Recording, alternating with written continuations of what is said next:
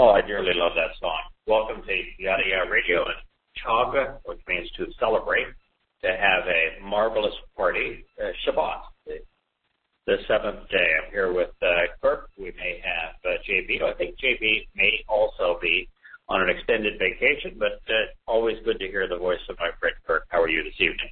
Well, thank you. I'm doing fine. Glad you're back.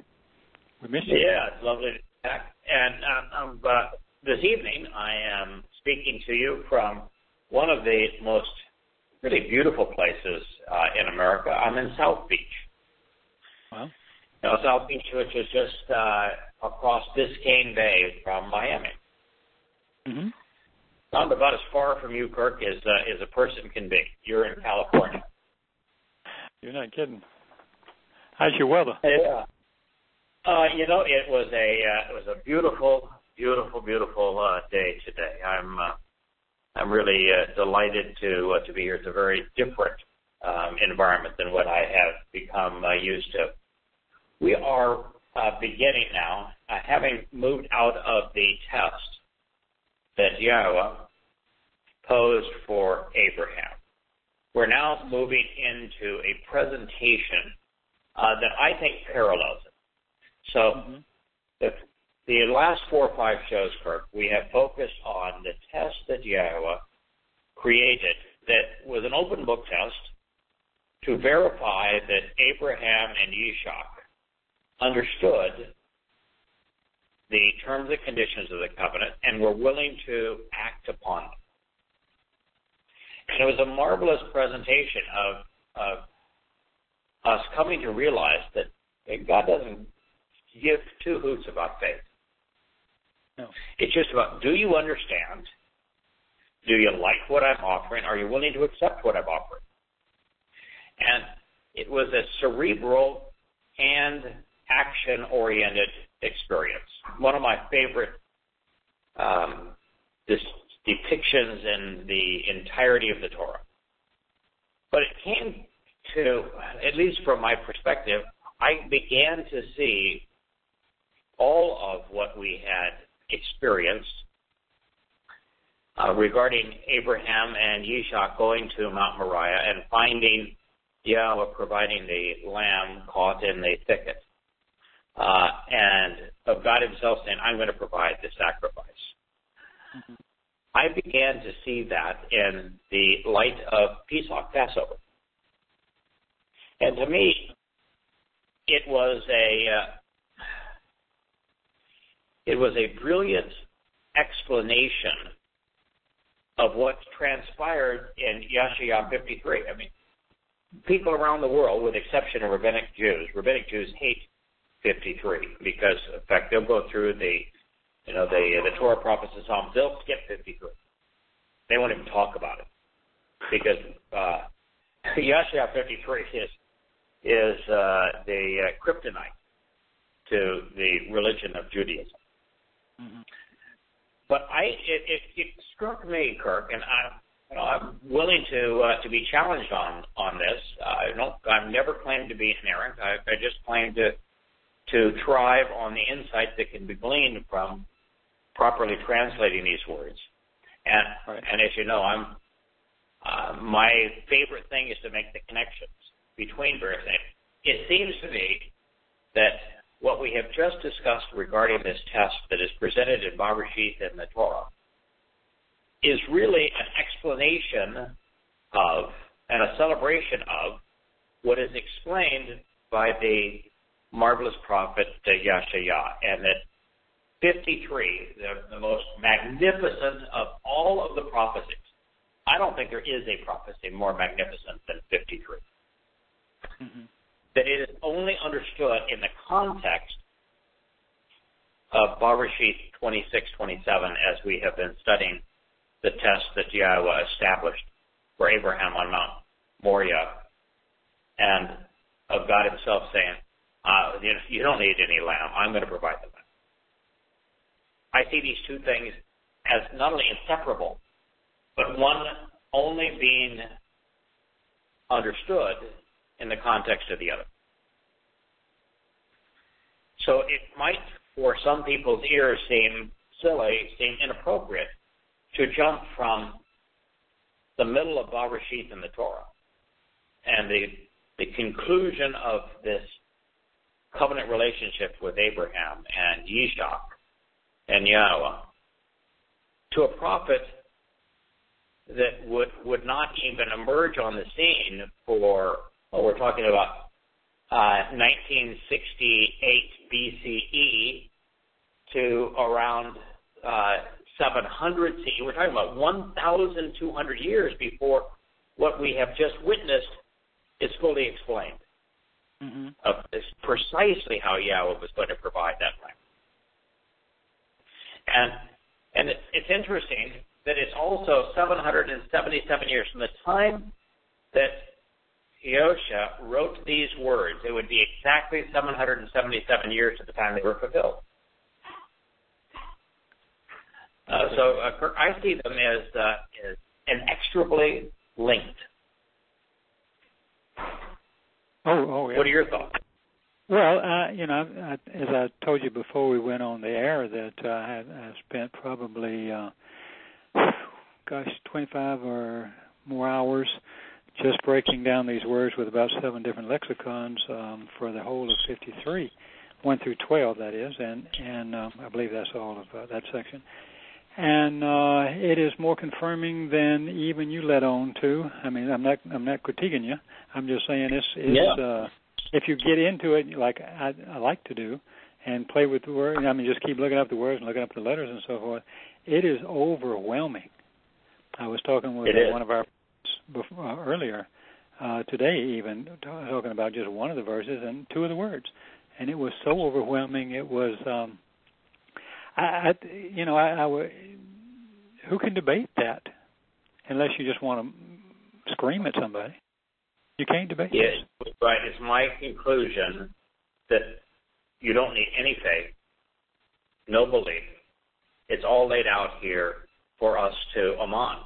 In fact, well, yeah, that's the core meaning of aman. Right. It begins with me aman. Whoever, whenever, whosoever, wherever. It doesn't matter who you are, where you are, when you are. Me tells us that no matter who you are, where you are, when you come upon this, the single most important thing is to aman, is to trust and rely.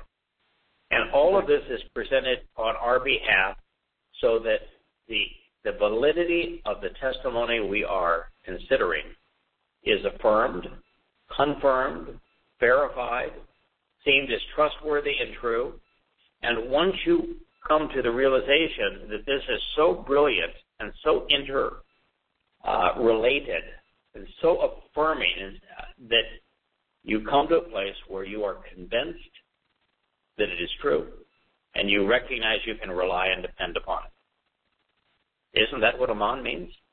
Exactly. It's totally. I wrote in my little notes is it's not faith, it's not believe, because every lexicon I went to and every way that aman is spelled out, a Yah aman or Yamen, it confirms that this is something that's trustworthy because it's a verifiable testimony based on facts. I mean, it is an established pillar. It is what we have, but I mean, I have to say we because I think there's so many of us now have come to this position that God is knowable through evidence and reason, and that He is only knowable through evidence and reason. So it's one thing to say that He is knowable through evidence and reason, which destroys the myth of all religion. Right, that He is knowable through evidence and reason. I'm willing to go one step further to say He is only knowable through evidence and reason. Well, He's only trustable if you have the facts. I mean, otherwise you're just hoping. So, yeah. Right, so the facts have been presented here, and now you see Yahshua affirming specifically what Abraham had experienced.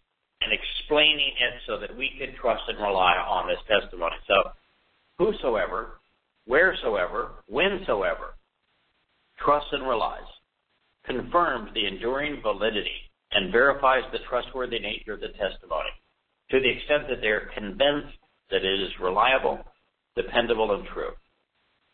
Law approaches in accordance with our message. Anahu is our, and Shamua is information, that which has been reported and announced, the instruction and teaching that has been revealed. Now, while 53 is in the midst of this marvelous prophetic pronouncement of Yahshua, Yahshua, who is speaking for Yahweh, is not speaking of what he has revealed in the first 52 chapters of this book. When he says, somebody that approaches in accordance with the message, with the information that has been imparted, what he's talking about is the information that has been imparted in the Torah. That's what he's speaking of. Yahshua is, first, Yahweh is way too kind of unpretentious. And Yahshua is extraordinarily humble. Yahshua would never say that someone could affirm Yahweh's testimony and could approach based upon what I have revealed. But what they're speaking of here is the Torah. Right. And so this is whosoever, whensoever, wheresoever trusts and relies, confirms the enduring validity, and approaches with our message. The information we have reported and announced, the instruction and teaching we have revealed. This is not, let's be really careful here. The voice here is the creator of the universe. This is not the prophet speak. The prophet is not claiming. Yahshua, remember we started this not too long ago, and Yahshua was trembling for fear that he had blown it because God was angry, that he had thrown open the door to heaven and there was no one there. And Yahshua said, I have failed you. I'm the person to blame since you've chosen me to be the person you're speaking through, and you've thrown open the door to heaven and there's no one there. I'm so sorry. I feel inadequate. And God said, no. It's not your fault. So you've got to know that there's no chance that this is the prophet speaking for himself. Our message has nothing to do with Yahshua and everything to do with Yahweh. Well, thus far, everything has come right out of the Torah through what he quoted to Moshe. We've been talking about the story that Moshe recorded about Abraham. So, yes, it's all direct from Yahweh. So isn't it interesting, too, that the word for message, Shama, or Shamua, which is related to Shama, yes. Yeah, it's related to Shama, and it's related to Shamar. Shamar meaning to observe, and Shama meaning to listen. So this is, and it's obviously feminine, and Torah and Bereth are both feminine nouns. So it is our message feminine because it ends with the information we have reported and announced, and is to whom the sacrificial lamb of Yahweh has been revealed and made known. When you read that, it's obvious that the sacrificial lamb caught by the horns on Mount Moriah is the sacrificial lamb of Yahweh. Yes. This is Yosha. Yosha is the Zarorah, the seed, the forearm, the shoulder, the might, the very hand and arm of Yahweh. And I don't think, Kirk, it's possible for anyone to know who he is and his role in all of this apart from these messages, apart from the role that he is depicted in playing in the Torah. And that's the part that religious people all miss. They have no understanding as to who the sacrificial lamb of Pesach is because they view him out of context. How sad. And this is saying, view it in context. Now, you know that I'm sure you know, because I have made such a big deal about the fact that Zorah, when it is presented in the Torah, almost universally speaks of the Pesach lamb. So when Zorah is used in the Torah, it is addressing the Pesach lamb. When Zorah is used in the prophets, it's almost always rendered arm or arms, as in the shoulder to the wrist. Arm or arms. Sometimes it's translated shoulder, sometimes it's translated arm, sometimes it is, even though it's a singular term, it's rendered in the plural. And this was one of the words, Kirk, that very early on was one of the first words that I said, I don't think so. And I don't have a problem with Yosha as the physical manifestation of Yahweh, and therefore the arm of Yahweh. I have no issue with Yosha being Yahweh on his knees to benefit us. So I don't have a problem with it being translated arm. I just don't think that's the primary or intended meaning. I think the primary No, I was just going to, if you use it as Yahweh's arm as an instrument of deliverance and judgment, then that makes it even stronger. But I even found another related one, which is Zorah, which is same root with the gathering souls, which is the first two letters mean. But interestingly, Zorah is to sprinkle water or blood on an object, like the mercy seat. I mean, there's so many clues he's given us with so many words that are related that who else can you be? Not just an arm. I want to interrupt just because I want to play off something you just said. Okay. The sacrifice that Yosha, the Christian Jesus, made is absolutely and wholly and completely irrelevant, totally moot, unless it fulfills Yahweh's Torah promise. And the Torah promise about the sacrificial lamb is for the blood of the sacrificial lamb to be sprinkled on the mercy seat. And the mercy seat isn't just some fanciful object. The mercy seat is the Ark of the Covenant. The Ark of the Covenant is the mercy seat. They're one and the same. Inside are the 10 statements. On the outside, always associated with it, is the Torah. Torah, right. And so, what is the mercy seat? The mercy seat and the Ark of the Covenant is the seat of honor that we earn, that we are given. We don't earn so much. That we inherit and that we are given, that enables us not only to sit as the heirs to the universe, as Yahweh's sons and daughters. It is the seat for covenant members. And that seat comes with wings, golden wings, which makes us like the Malach. Eternal beings of life that are no longer restricted to 2 and 3 dimensions. It's the seat of perfection. It's the seat of honor. It's the seat beside Dad in the covenant family. And so when you make the connection between the Zorah as the sacrificial lamb and the function of that lamb on Pesach with the mercy seat as it's explained in the Torah with the Ark of the Covenant, now there is what this statement reveals. Now there is understanding.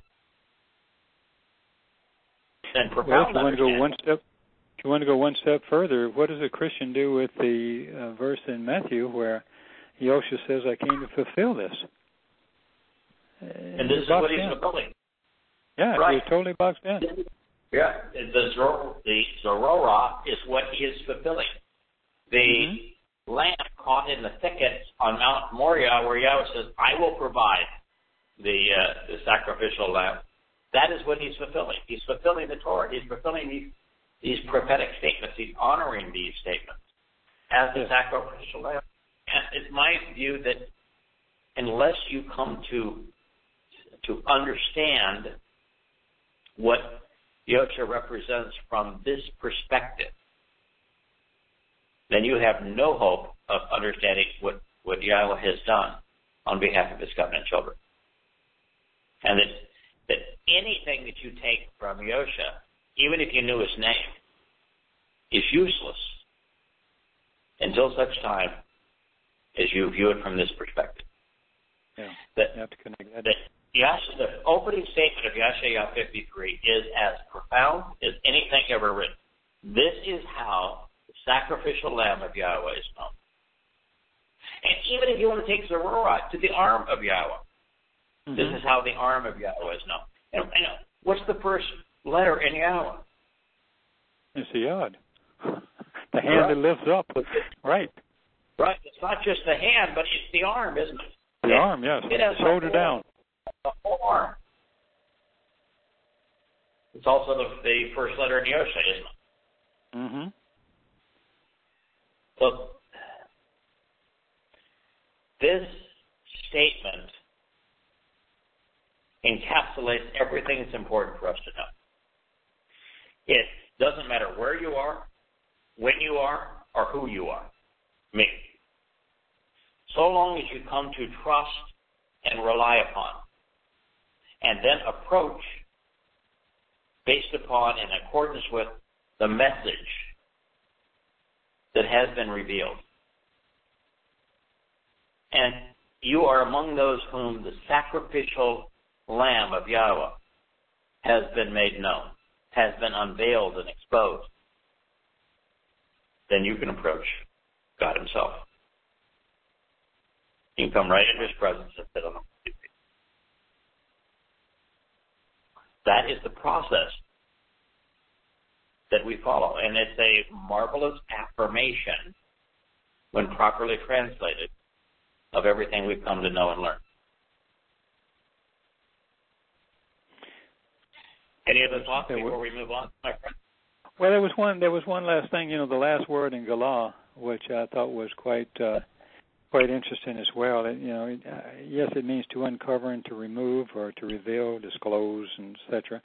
Uncover your eyes or uncover your ears. But it was funny. It made me think of the thing in Revelations when Yosha is talking to Elkanah, and he talks about they should use the ointment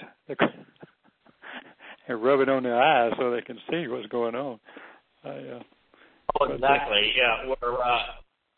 Where he is saying, what I recommend for you is that you apply this eye ointment. Yeah, and he was actually talking to the Laodiceans, which would be those in the places where the people legislate. So it would be in the Western democracies circa our time. Yeah. And, with all these marvelous healthcare programs, he's poking fun at it. God's got a real sense of humor.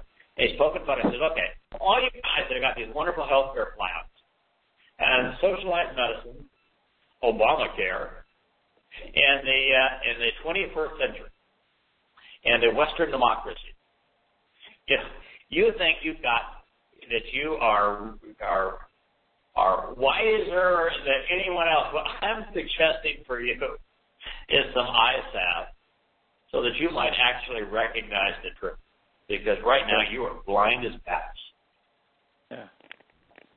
Yeah, and Galah is saying that these truths as to who the sacrificial lamb is and the role the sacrificial lamb is playing in relationship to the covenant is unveiled, is uncovered, is therefore seen by those who approach it through trust and reliance and analyzing the message, verifying the message for themselves.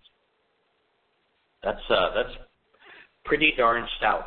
It's the second cerebral term, unveiled, exposed, to be seen. Those who approach by trusting and relying. Those who examine the revelation. And in this case, the revelation of the completed work of the sacrificial lamb. Galal.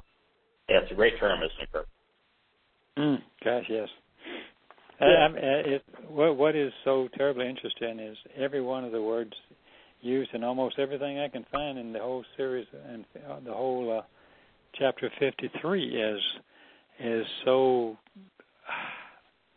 specific, and it's not like it's just one or two things. You know how sometimes you look up a word and you have 5 or 6 meanings, and about 3 of them seem to fit the context. There's some of these words that might have 8, 9, or 10 or a dozen meanings, and 10 or 11 of them are obviously fitting the context, and probably the 12th one too. You just have to think a minute on how that could be. It's I don't know how you do that with a language. You know, I may have been the first person in 2,500 years to translate Zeroah as sacrificial lamb. Mm-hmm. I'd be willing to bet that I'm the first person in 2,500 years to see Zeroah as sacrificial lamb of Yahweh, as opposed to the rabbinic renderings, which are the arm or shoulder of Yahweh. And I know I took I thought it was an extrapolation. I thought it was an extrapolation from that which could be known, and that Yahweh did a marvelous job of introducing the Zeroah as the sacrificial lamb of the Torah, and that every time I came across it, when it was rendered that way, it made sense. In this particular statement, based upon what comes next, Yahweh was saying you got it right. This is one of those times, Kurt, where I know that I got it right, because the next statement, God says, hey, you got it right. Listen to what comes next. And it cannot be the arm or the shoulder, but instead the sacrificial lamb. It says, for he grew up like any other infant before his presence, even similar to the roots under the desolate ground, so that no aspect of his appearance, nor anything dignified, nor majestic, nor even status would be seen in him. Nothing whatsoever in his appearance that we would desire him. Yeshaya, Isaiah 53:2. That can't be said of a shoulder. No. That can't be said of an arm. He is speaking of Yosha, full stop. Yes. And Yosha's primary role was not to stand up in the white robes with their arms outstretched so all the little children could flock to him. That wasn't his role. His role most certainly wasn't to die because God can't die.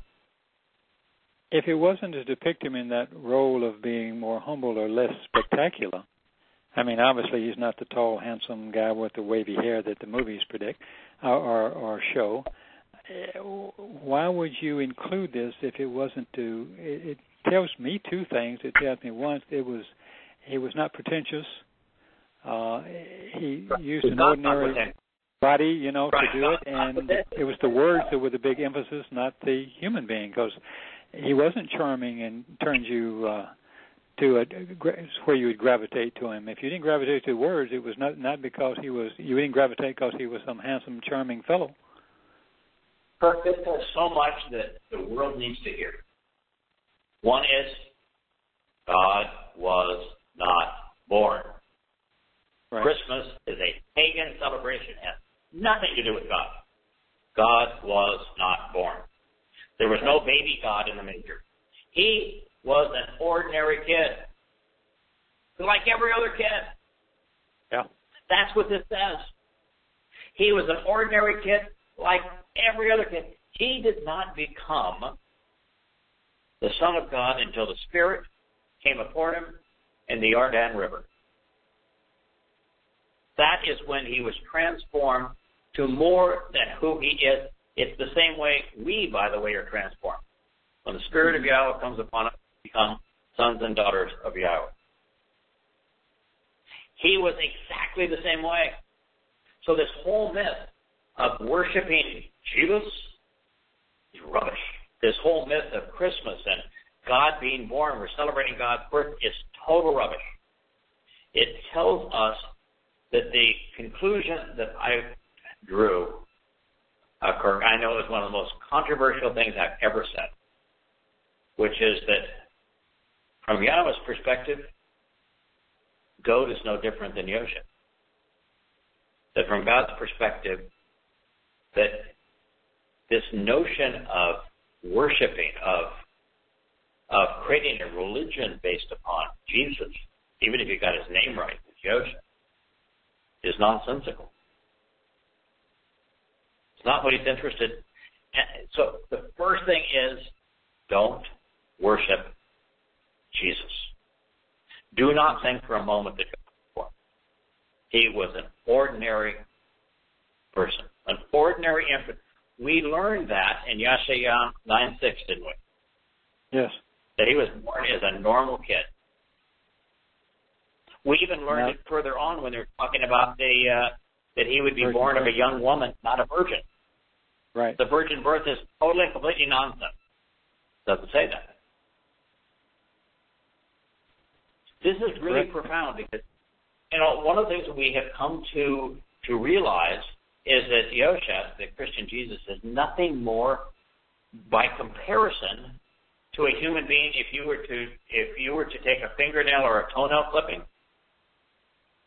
to the entirety of you, that would be about the significance. Those who focus on Yosha versus Yahweh are missing everything. Those who don't recognize that Yahweh offered to honor his promise through the sacrificial lamb are missing everything. But our attention should be on Yahweh. Yeah. The second part of this, Kirk, that I think is equally important, what this is saying is the same conclusion I came to for a very long time ago, and at first it made me uncomfortable, and now I celebrate it. God is not pretentious. He doesn't want to be worshipped. He doesn't want to be lorded over anyone. He doesn't want anyone to fear him. He's the creator of the universe, the author of life, and he is, I could almost use the word humble. Yeah. He's totally and completely unpretentious. And he's doing it for a reason. Because he wants his creation to feel comfortable around him. Yeah, he's approachable. It makes him approachable. Otherwise, he'd be scared to death. Right. So you would think that if he's going to represent himself in human form, that human would be like, Clark Gable, right? Tall, that would be our Hollywood version, yeah. Sure. Yeah, Brad Pitt in today's terminology, right? George Clooney. No, he's more like Kirk and Craig. That's what he's saying here. Yeah. You're not going to impress anybody. Lo Torah and Lo Hadar. I'm not trying to be imposing here. I'm not trying to impress you. I'm trying to tell you that if you understand who I am and what I'm doing, you're going to celebrate this, because this is really great stuff. But for the average person, you ain't even going to get it, because this idea, when I'm in Ohio, there's this solid rock church that's got a 100-foot statue of Jesus. And he goes, no, you're missing everything. God's not pretentious, which means God can't be a Lord. Lords are all pretentious. Yes. He can't be feared. So God is going out of his way here to tell us something profoundly important about his nature and the relationship he seeks with us. And if you don't take the time to think about it, you'll miss one of the great truths in all of the universe. I mean, think of how profoundly different, Kirk, it is. And for all of those who are listening tonight or through the archives, how profoundly different it is to know that God is approachable and that he's not pretentious and doesn't want to be feared and doesn't want to be worshipped, but instead is trying to come across to us, to present his true nature to us in such a way that he's wholly and completely accessible, approachable, lovable, the same way a little child would come up and wrap their arms around Dad's leg and then reach up to Mom and Dad's hand. That's how he is presenting himself. And, this is the third time we've run across a lot of material that says that. This isn't the first. So you alluded to it a minute ago. This may be among the best. Yeah, this may be among the best, Bert, but it's not the first. Well, it is. It is because the next few words, when he says, "I'm not," or lo Towrah, which is not handsome, not comely, not his form, his appearance, his shape, his outline, his silhouette. Hadar, it goes on to splendor and beauty, as he's not splendorous, splendid. He's not splendid. He's not beautiful. He's not handsome. He has no honor. It went on to say honor and glory. Well, ultimately, yes, but not there. Now, when he appears, his appearance is not good looking. He's not something to be noticed. He's not impressive. Desirable or to take something to take pleasure in. Right. Now, this is something that's also fairly profound. See, we have a number of prophets. Yahweh happens to be one of them, who, in a spiritual revelation, were actually taken up to heaven. Yahweh is seeing Yahweh in heaven. Blow his little mind. He is talking about the light and the glowing and the warmth and the colors and all of the scene as the most magnificent thing he's ever seen. Yeah. And so in the seventh dimension, Yahweh is unbelievably spectacular. All right? So that's who he is in the seventh dimension.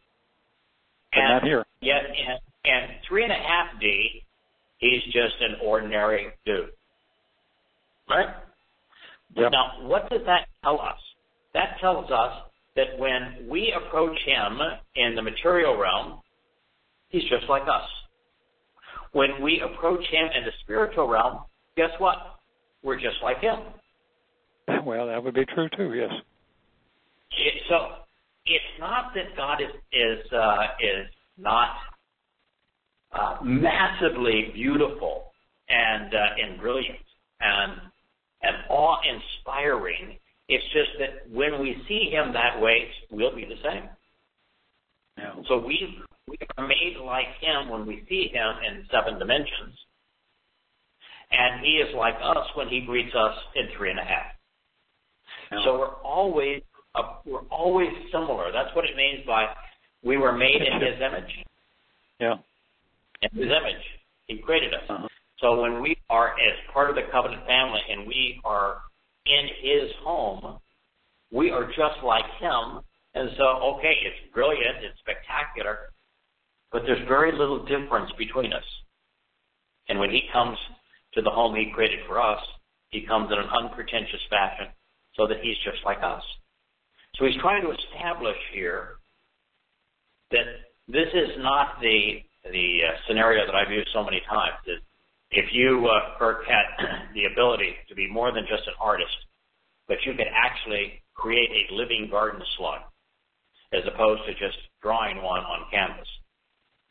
And it's far greater than you saying to that garden slug, since I created you, the least you can do is praise me and lift me up and worship me and pray to me and tell me how wonderful I am, which get really, really sickening about the first time it came out of the slug's mouth.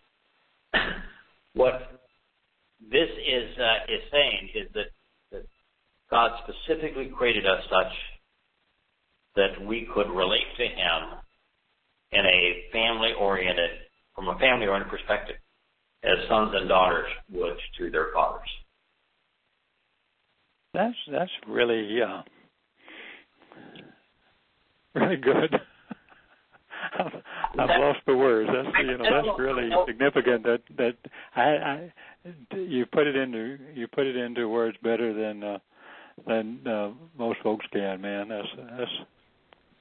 I realize that we'd be like him there, and I realize we're like him here, and his kinship, and he's of our same kind when he's here, and we will be like him. But that's well put, man. Absolutely. That's it. So I'm legitimately extrapolating, but I'm extrapolating from a base of understanding and from the perspective of the relationship. Why don't you share with me? Why don't you share with me another reason for this statement of he's just going to look like everybody else? He's going to be just like we're talking about the Son of God here. Mm-hmm. Why don't you come up with another reason that this statement is going to be made 777 years before it occurs that is different than the explanation I've just given for it. I'll give you a year to come up with one. I don't think there is one. Oh, you've covered it. So, and when there is only one legitimate reason for God saying it, and there's only one here, and if you don't take the time to consider it and to celebrate it, then what's the purpose of reading it?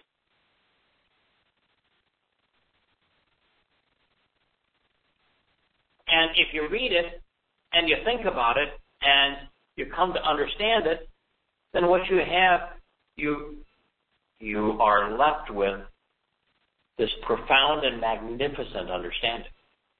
Yeah. So I think that's the whole purpose of the message. I think it's written for us to be able to do that very thing. So, for he grew up like any other infant. Okay, God was not born. No Christmas. Before his presence. Before his presence, Yahweh's presence. Even similar to the roots under the desolate ground. Why do you think he used roots here? Well, he used Yanek. Why do you use root? Why do you use root? Because the metaphor he uses throughout is the tree. Of the tree of life, right? Israel and Yehuda. Yeah, we're talking about the tree of life. Uh-huh. There are two branches of the tree of life, those in the ocean. Mm-hmm. And somewhere out there in those branches, there's even a chota or two, aren't there? Yeah. Little saplings, stem. right? Yeah, a little stem off those over those branches. And by the way, being a chota, being a little stem off those magnificent branches, that's a really good place to be. Yeah. But when it talks about roots, where do roots go? They go up. Oh, I'm sorry, the roots go down into soil. There, right. Where is this tree rooted? In Jerusalem. You betcha, and Yisrael.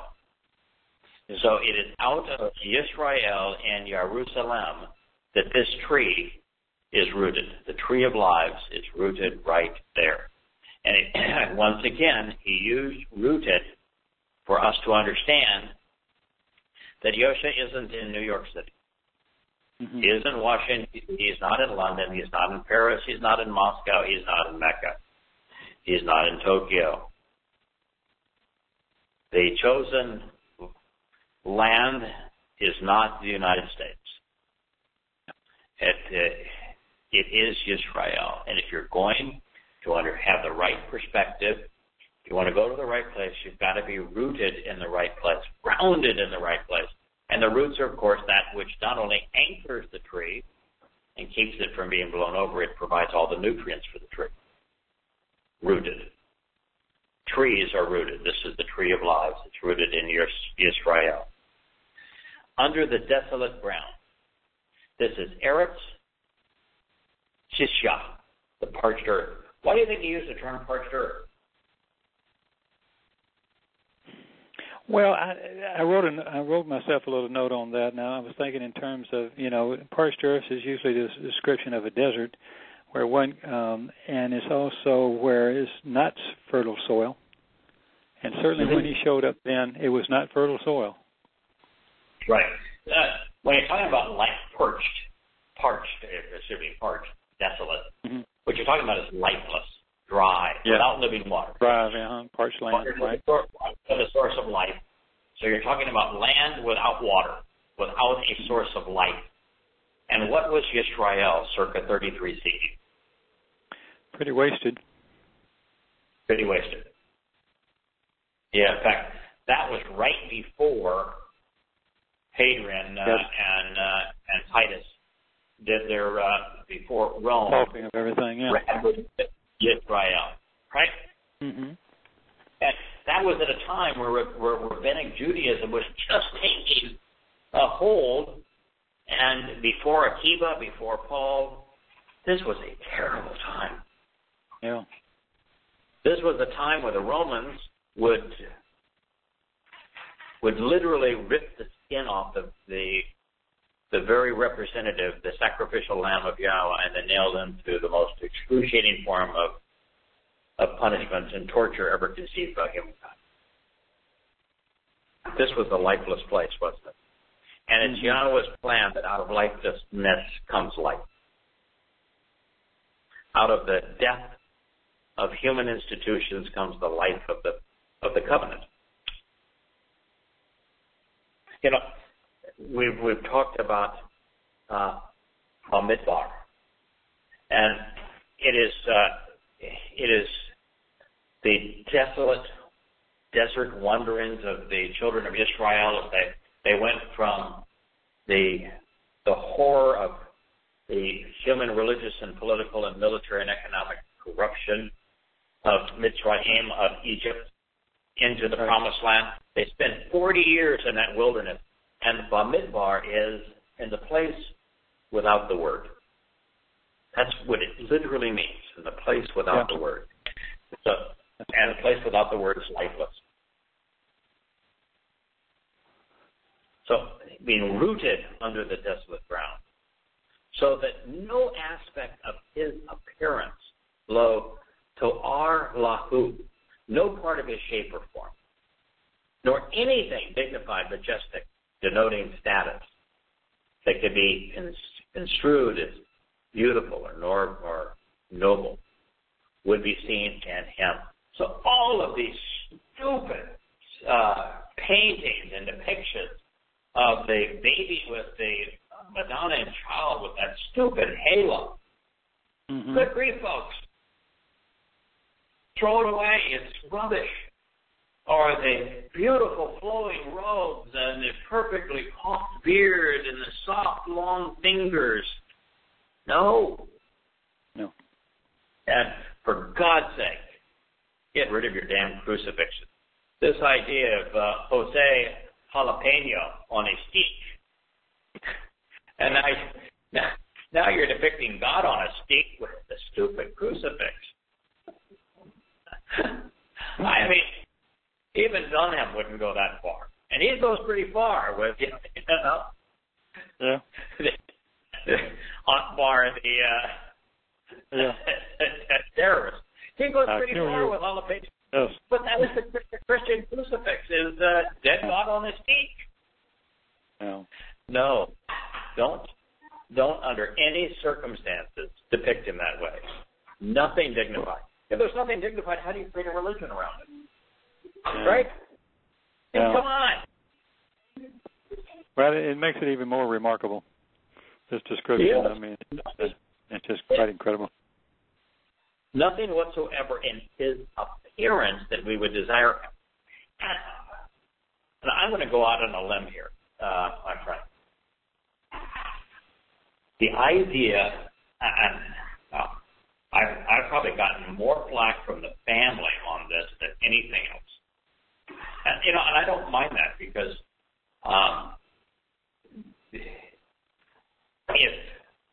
if I'm wrong on this, but I've at least given people something to think about that know Yahweh and love His Word, then that's an okay thing.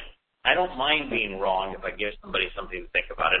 And I know I've gotten a lot of flack for being way too excited about the brilliance and the lyrics of Duff. But what this strikes me as is God saying, wait a minute, all of this fixation on Yosha, on that, even if you knew that he was HaMashiach, the anointed and prepared messenger of Yahweh, even if you know who he is, God, get over it. It's just Yahweh, a tiny, tiny diminished aspect of Yahweh fulfilling His promise. Stop fixating on Him and look at Yahweh Himself. Just stop it. It's you're making for those who are just so into their jivas, stop it and just think for a moment. It's a toenail clipping. Don't get so excited about the damn toenail clipping and look at the being from which it came absolutely nothing whatsoever about his appearance. Yosha is a physical manifestation of Yahweh on earth. Don't focus on it. Well, isn't every word that Yosha said was to point back to Yahweh? Yes. I mean, everything was about go back to the Torah, go back to Yahweh, look to Yahweh. Why are you asking me this? I mean, on and on and on and on and on. You agree with that? I just love my Jesus, my precious Jesus. I love him so much. And then stop it. There is nothing about him whatsoever that you should desire. This didn't just say that he would not be desired by humankind. This says there's absolutely nothing about him that you should desire. That's even speaking of us who know him. We ought not desire him. And that's what he was trying to tell us. Stop making this big deal about me. Look at the Father who sent me. This is totally and completely devastating the religion of Christianity if you understand what the words mean. And I don't think there's another way to interpret these words. Well, you have four of them in a row where he says, he says the same thing. He says, it's not a good form. He's not beautiful. He's not handsome. His moreh, his appearance is not good looking. He's not impressive. And then you have Shemad, which is nothing to be desired here. There's nothing here to look at, folks. Take pleasure in it, delight, or to covet. I mean, if you get 4 words in a row. Don't put God on his feet. Yeah. No God on his feet. Jalapeno or Jose, don't put him on his stick. There's nothing to look at here. Don't draw pictures of him in his mommy's arms as the Madonna and Chuck. There's nothing to look at here. Don't build 100-foot statues of him. There's nothing to look at here. Don't focus on him. Don't create a religion on him. There's nothing to desire here. Do you think that God's intent was for us to fall in love with the Pesach lamb? Hardly. Hardly. He's got to be burned. He's got to be burned up, That's right. Well, Yosha was burned up. The remainder of his physical body, which is the only thing that died, his soul did not die, went into Sheol on Matzah, and then was reunited with Yahweh's spirit on Bekurim. It followed exactly the same path from a physical mortal to a spiritual being that we will follow, except we get to skip the express stay in Sheol. But this is at face value. Forget about trying to extrapolate just at face value. It not only destroys the myth of the Christian religion, which is the most popular religion in the history of humankind. It says, don't desire him. It tells us everything we need to know about our relationship with Yahweh and how he wants us to approach it. Do not approach through the sacrificial lamb. How many times, who do you think Jesus is? I know. But the very fact that you're asking the question tells me that you don't.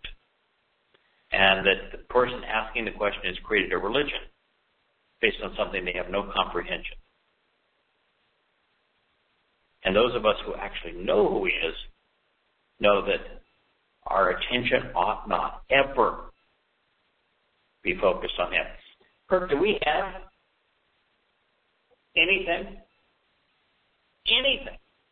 that Yosha said in the language he spoke it? No, sir. Not a word, do we? That's very significant. Not a single. He had 40 prophets. He was good. Right. Not one word. Not one word has ever been retained and passed on to us that Yosha, the Christian Jesus, said in the language he spoke. Not a single word. And yet, through the prophet Yahshua, Isaiah, we have this profound testimony of exactly who he is and what he's going to do in the original language, in the voice of the creator of the universe himself. Which one is important? The one you know nothing about, or the one you know everything about? The one you know everything about. Of course. Of course. Yeah. It ought to have been enough for a thoughtful person to realize, I've got all this testimony in the original language that the universe came to exist in. That all of these promises were made. That has all of these prophetic affirmations that it's true. The scientific affirmations that it's true. The historic affirmations that it's true. And I've got this wealth of information. Thousands of pages and presented in typical book form. And I got nothing on the other side. Do you think maybe there was a reason? Okay, if I will grant you that Yahshua is more important than Yahshua, the Christian Jesus, even if they knew his name, is more important than the prophet Isaiah. Well, only somebody has to perform the Pesach and Matzah and Bikurim. So why don't you tell me how it would be possible for the prophet Yahshua to have not only several hundred pages of what he wrote retained, and the entire scroll available to us dating to 250 BCE, and available in its entirety, thousands of words, all retained in the original language, all spoken and inspired by the creator of the universe himself. And we don't have a single word from Yahshua, the Christian Jesus. Not one. Well, then you have to come to the conclusion that Yahweh was more impressed with what he told Yahshua than what anything that Matthew may have written.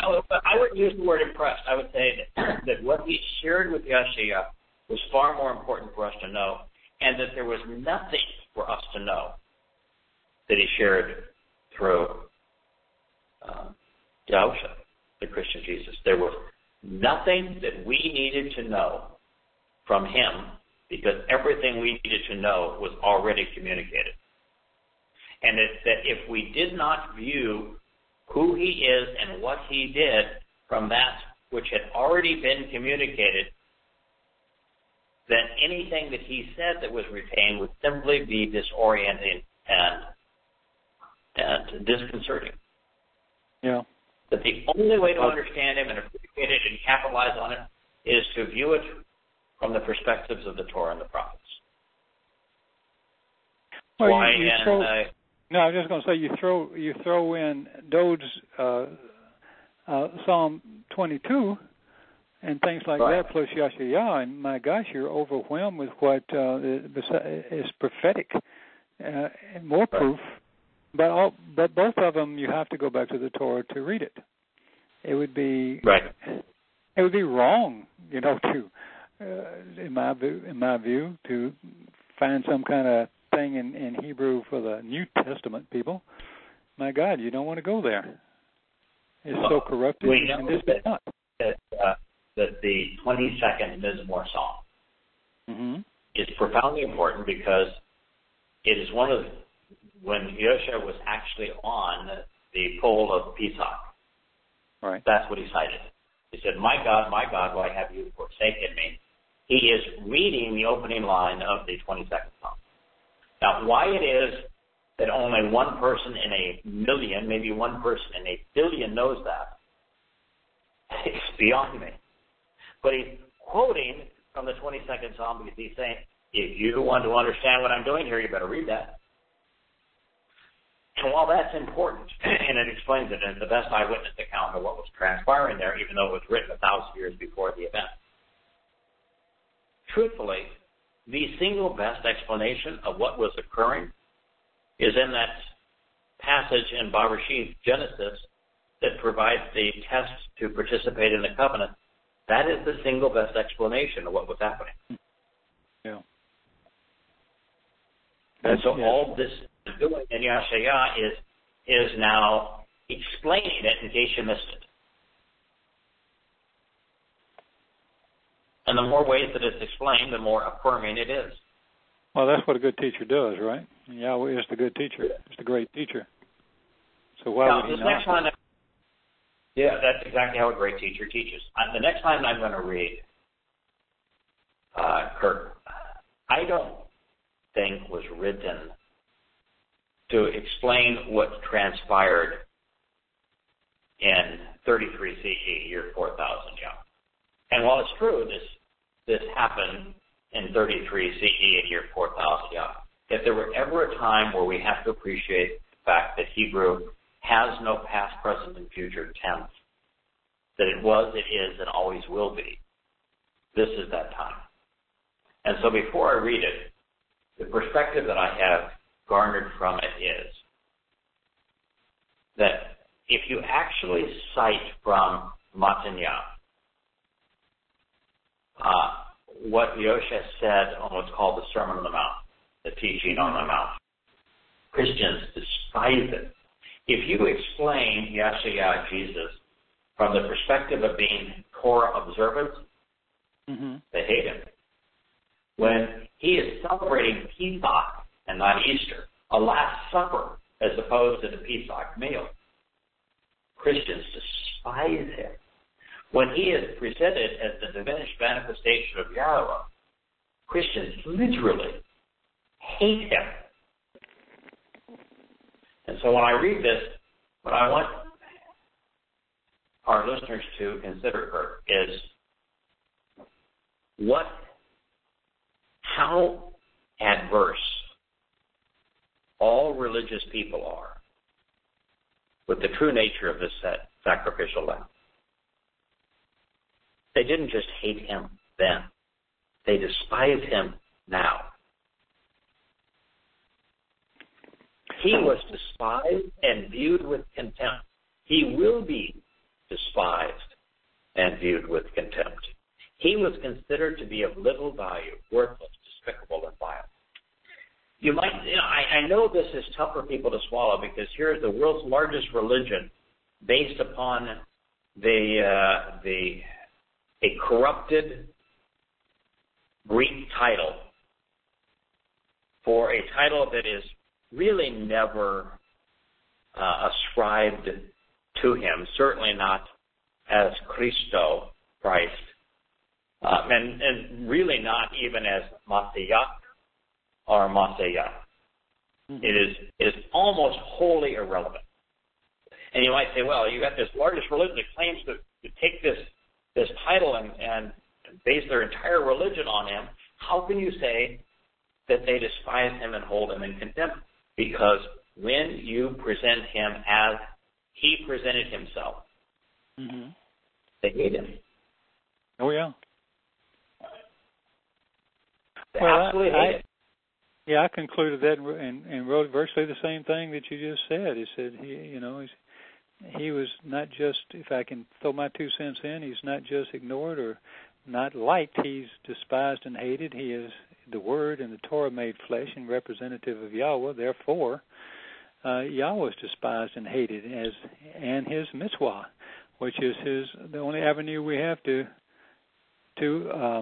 be saved, to continue to live. And they hate every aspect of it. How if you cover up Pesach, Matzah, and Bikurim with Easter, and you eliminate Matzah on top of it, don't even recognize that as anything. How much?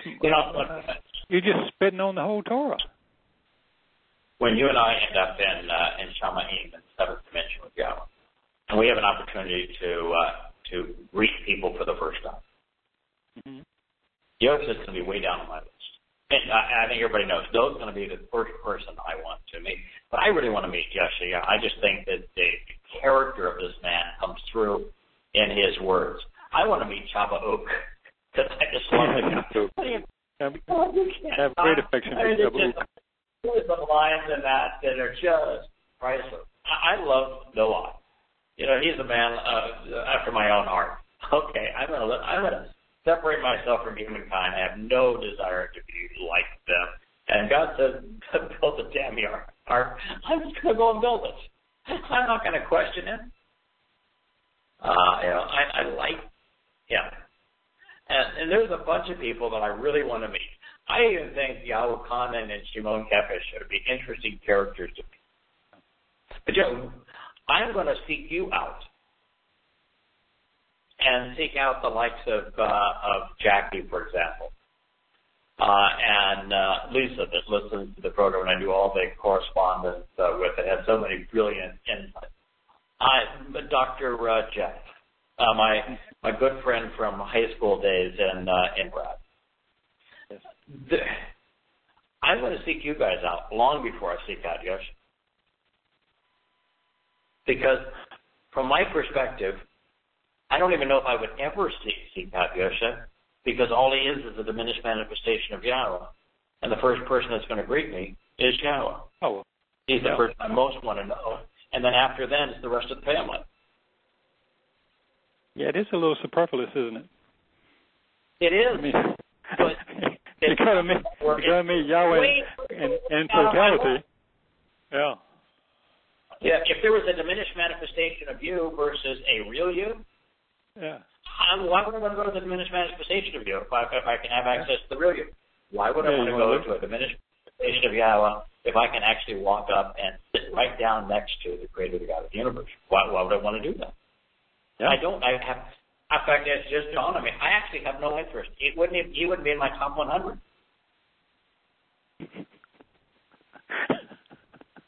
I'm sorry. Don't move to a Baptist town. Yeah, but he wouldn't be in my top 100. You would be so much higher than he would be on the list of the order of people up to me. Well, once again, in the context of Yahweh being in totality and you meeting him, he is Yosha's diminished manifestation of it. It's ridiculous to think. Okay. Once you've seen Yahweh and met with him, you've met with Yahweh. You met with Yahweh. I don't want to see his toenails that far. There's nothing really? More important than Yahweh. But the covenant family is a big deal to him, not just to him. It's a big deal to me. Mm-hmm. And so there might, after we have had our meet and greet and had this marvelous encounter, I would have said, okay, where's the rest of the family? I can't wait to meet them. Yeah. And, I think that'll be his same mindset. Okay, yeah, absolutely. That's why you're here. That is why you're here. So, again, the role of the Towrah is profound. It is the little fulfillment of Pesach, Matzah, and Bakodah, and leading to Shabbat. And without the fulfillment of Pesach, which provides eternal life, Matzah, which makes us perfect, Bakodah, where we are firstborn children into Yahweh's family, and Shabbat, where we are empowered and enriched. Without those things being enabled, without those promises being fulfilled, we have no hope of being part of the covenant and enjoying its benefits. So all of these things are profoundly important. Mm-hmm. But they are the method that God has used. And so as the method, we ought to understand it, we ought to appreciate it, we ought to respect it, we ought to accept it. But then let's move past it and write such that we're sitting there on that mercy seat right beside the Father. That's what this offering is all about. So he was despised and viewed with contempt, and therefore rejected by mankind.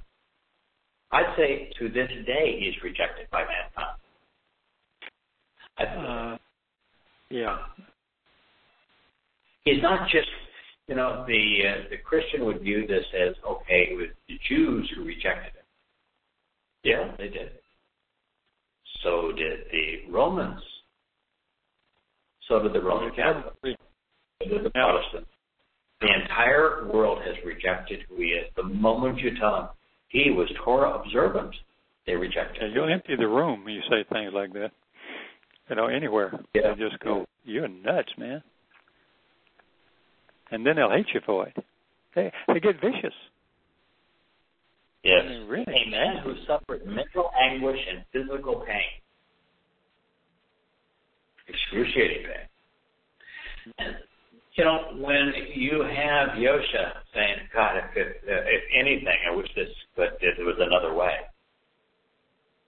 That is the human side. What happened on Pesach was as painful for him as what happens with the Passover lamb.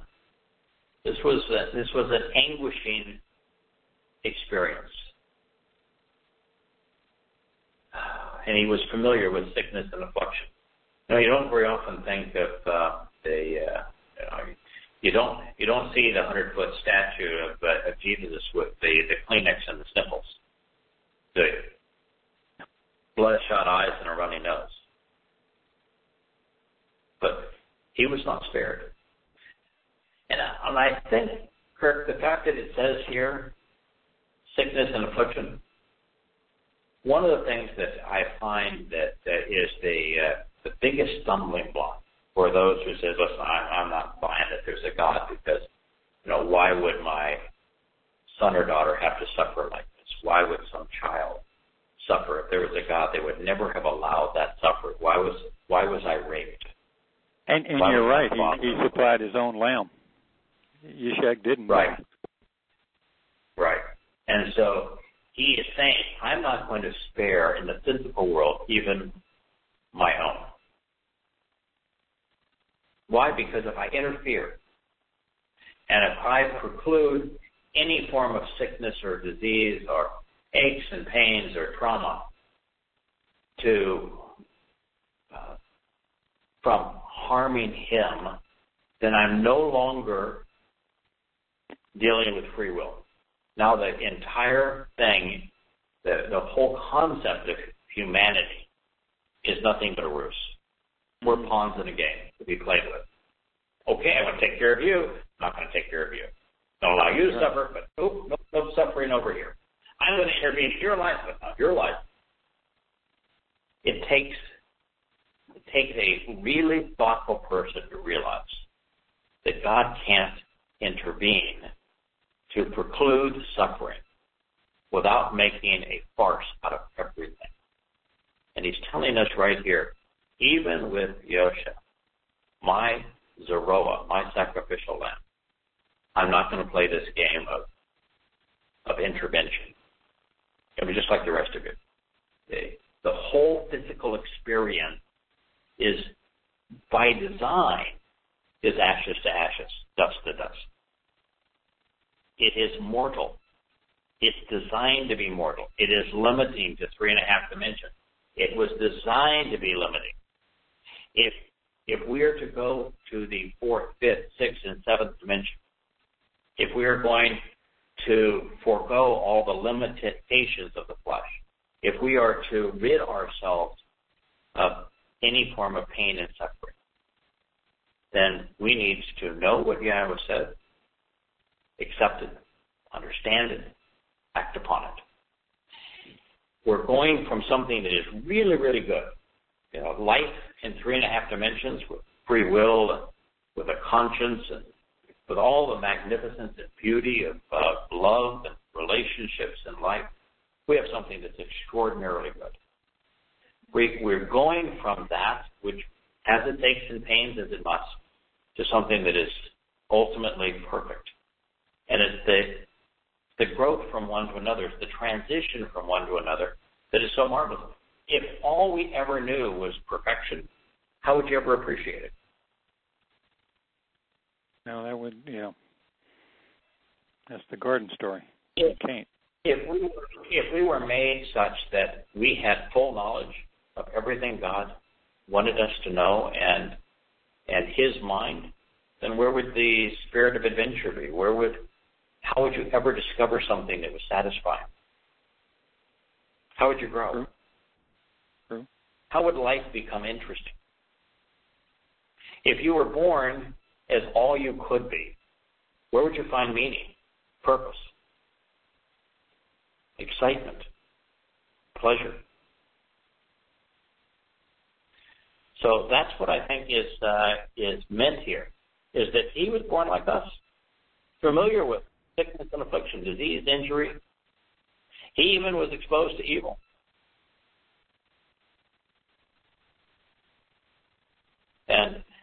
That's the contrast that exists for all of us. And accordingly, they turn their faces away from him, their presence away from him, because we despised him, and we did not rationally consider his actual value. And that is the whole problem of the Last Supper and of a Jesus that is worshipped on Christmas and Easter, that is part of Sunday worship services, that they have no idea who he is, no idea what he did. He is of no value whatsoever to them because they don't consider his actual value. His actual value is the Passover lamb. His actual value is fulfilling the promise of matzah. His actual value is being the first to fulfill Bikurim. And as a result of all of these things, to provide Shabbat, the promise of Sabbath. And it's not just that they don't rationally consider his actual value. They turn their faces away from these things. They don't bother to observe who he is and what he did. And they're actually displeased by the truth of who he is. Diminished manifestation of God. Those are fighting words. And yet they're true. So that's Yahshua 53:3. Any one of those words that struck you in any particular The only thing I did when I was studying it was that when I got to Makab or Ka'ab, I think that's the verb, and then Choli, where you have one is a mental suffering and the other is a sickness. I agree with you that he would have to endure everything that normal human being endures.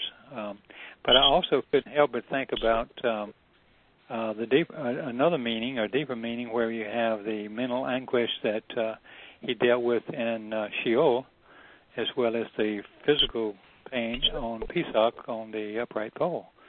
So I think that as well. I mean, maybe that's just too obvious, but it is. But to me, I made a note on both, so I hear you. His soul is diseased and afflicted by all of our mistakes. Yeah. And Anna, when we I think there's 4 of the Moed Mikra that speak of Anna, which is the Moed Mikra invitations from God for us to meet with him and be called out, to read and recite his testimony. And Anna is the answer. It's the RSVP. It's responding to the invitation. But as you know, the negative side of Anna means to afflict. So Yahweh afflicted himself so we wouldn't be afflicted. And those who respond and answer the invitation are not afflicted. And so here what you're seeing is that the sacrificial lamb of Yahweh was indeed afflicted. So we wouldn't be afflicted. Choli conveys all of that. It's a very profound term. Well, one thing about Choli, because I also found that it's called a piercing pain beyond just being a sickness, a disease, and a plague, which we're all affected by this horrible guy named Paul. But the piercing pain also ties in with his being pierced on the upright pole. So it's all of the above, as it usually winds up being. It's Yahweh's deep. Yeah. Nevertheless, a ken, and ken means to emphasize this point, truly, surely, making a sharp contrast, yet indicating that this is counter to normal behavior. Nevertheless, I can. Our illness and affliction, he himself lifted up and carried away. So if he took our Choli, then he is explaining the purpose of Anah having a dark and light thought. So Anah, as the operative verb in 4 of the 7 Moed Mikra, we answer the invitation that he, Anah, is afflicted on our behalf. So nevertheless, our affliction, our illness, he himself lifted up and carried away. He suffered and endured. And our mental anguish he bore. And yet we ourselves devised a plot which considered him reaching out bodily, then forced into being viciously beaten and killed by God for responding and answering the call to be afflicted. Now this goes again to the mindset of the Christian religion, that God came to die for them. It's just not true. This is the mindset of the vast majority of people, and it's not true. He was afflicted so that we wouldn't be. And it isn't just that he was the Pesach lamb. That makes you immortal. That's wonderful. But immortal and therefore still afflicted with sin is the worst of all possibilities. Then you're going to be immortal and Sheol. A bad choice. So you really have to understand what it means that he was afflicted in conjunction with those four mikra that state that on our behalf. And yet, you look at the plot, the ultimate plot of religion, is that God reached out bodily.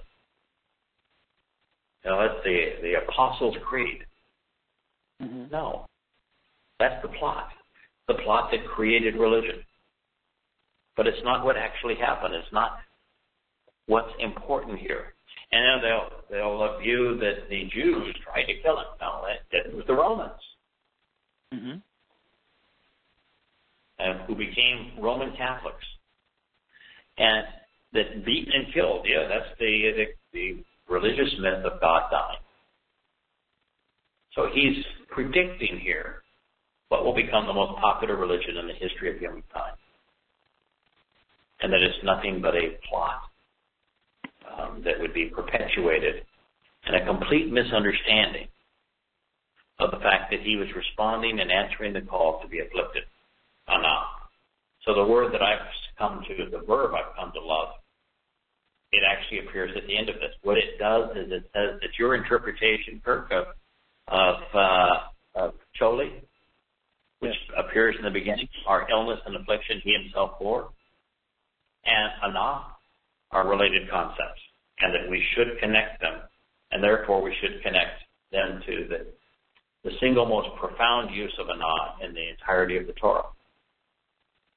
And, in my view, the most important one happens to be on the Day of Reconciliation, on Yom Kippur.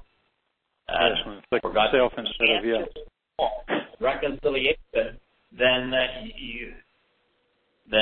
I'm going to suffer the affliction that you would have borne. That's exactly why Yahweh told Abraham, don't lay a hand on your son. I'm providing the sacrificial lamb, not you.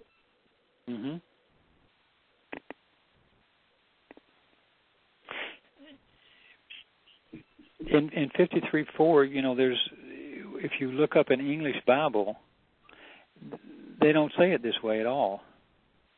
Where we have Chesab as a planned, plotted, devised scheme, I call it the Jesus plot. To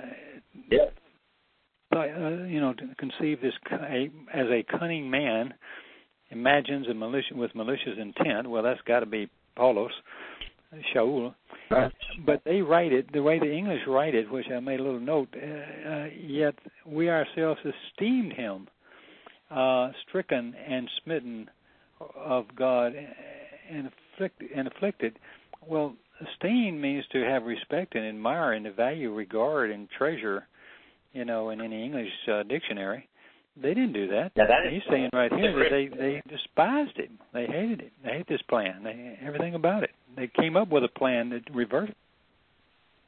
Yeah, they esteemed their plan and hated God.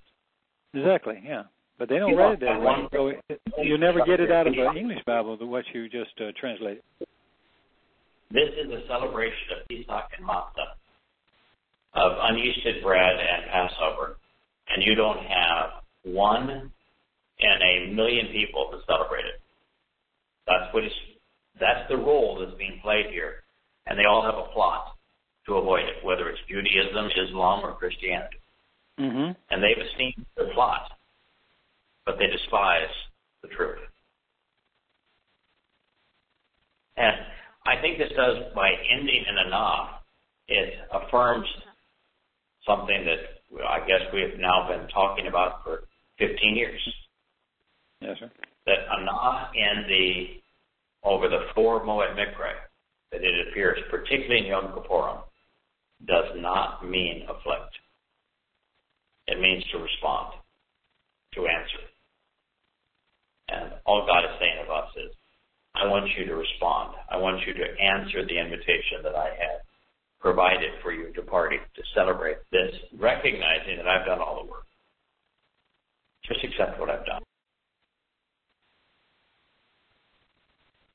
So that is what's being conveyed here, and I think by using the verb anah at the conclusion of this 4th statement, it's all being brought back to those 4 Moed Mikra that are so important for us to understand that they are invitations to meet with God, and what God is saying, if you accept them, I'll suffer your push, so you won't have to. Wow. What a guy. What a wonderful guy. Yeah. Yeah. So, Kirk, my friend, and all of those who are listening, this is the story of Pesach, the story of Matzah. It is the story of the completion and fulfillment of the Torah, presentation of the covenant. One is inseparable from the other. One begins as the other ends. And it's the same ongoing story. And if you're going to accept the covenant, you have to understand how to answer and respond to the Moed Mikra, to these 7 invitations to meet with God. They are integrated. It's the same. It is the means that God created to honor and deliver the benefits of the covenant. So there are very few things more important than Yahshua 53. Yeah. So my friend Kirk, why don't we pick this up again in a week? All right. Because there's way too much to every one of these sentences to go over them quickly. It truly is, yeah. So I look forward to that. Yes. Okay, welcome back. Glad you're back. Have a wonderful time on the beat. Yes. Thank you for covering for me last Friday. I would appreciate that. This is profound information, and it is so enlightening when seen from the proper perspective and correctly translated. So it's not just about correctly translating it. It's about making the connections, taking the time to look at every word here, and then say, why is this being conveyed to us? Mm-hmm. What is the message that we can glean from this that helps us understand who God is and what He's offering? Yeah. And there's so much of it that is life-altering. Yes. Yeah, some of so it now, is amazing. Yeah. Now we're into the plan. And I have a lot of people say, okay, he's God. He can choose to invite anybody into his home that he wants to. Why did he have to go through this plan? So the only way that he could be honorable and truthful and not be capricious. Yes. His plan is the plan that he laid out because it is the single best way, the only way really, for him to resolve all of the issues that were important so that we could be perfect sons and daughters. You can't say this matters and then turn around and say, well, this doesn't really matter. I'm going to let you in anyway. It does matter. No. Otherwise, you're just kidding around with us. Right. As important as anything that's ever been revealed. And it takes particular importance when tied into the fulfillment of the covenant and then seen as the perspective from which to view and understand the ocean. It brings it all together. Yes. It's the essence of the promise.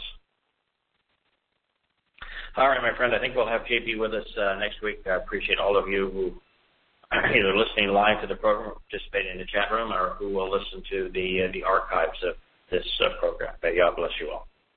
Okay. Good night. Good night.